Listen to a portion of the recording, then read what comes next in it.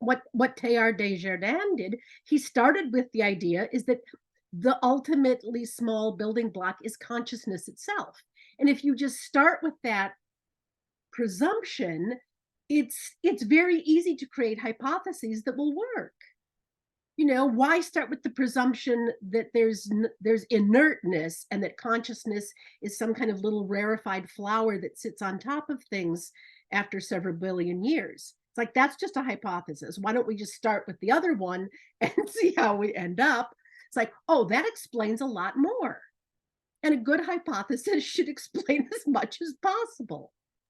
And I so for me, agree. I yeah, agree. yeah, I want to interrupt you here for a second because it's really yeah. important to me because you have a thing that I hear, and because I know you, where you cite people in your conversation, which is an academic habit. But Oh, yeah.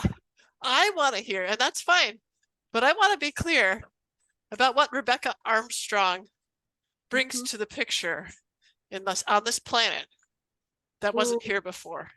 mm. If you're willing to share that. So what I'm getting is the speech of the grandmothers, and this must be related to the image that I had yesterday. I was driving home from Grand Rapids, and I thought to myself, oh, tomorrow is my conversation with Julia. How wonderful will that be? And immediately this image rose up in consciousness of this beautiful, deep, flowing river. And underneath the surface of the river, you could see these huge faces. I said, oh, those are the faces of the ancestors.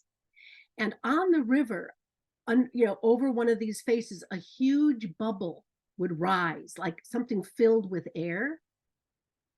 And then a bird would swoop down, and with its talons, it would puncture the bubble, and it pulled up a scroll. And so it was this incredible scene. I mean, it was a huge, wide river filled with the millions of ancestors, and the sky was teeming with birds that would swoop down and puncture a bubble and pick up a scroll. I thought, that's such a gorgeous, that, of course, that's my conversations with Julia have always been like that, right? That there's some deep ancient knowledge that's trying to surface, and we understand conversation to be a tool for lifting up that wisdom. And sometimes you have to, the talon breaking the surface of the bubble. It's a little vigorous. It requires the willingness to break through things.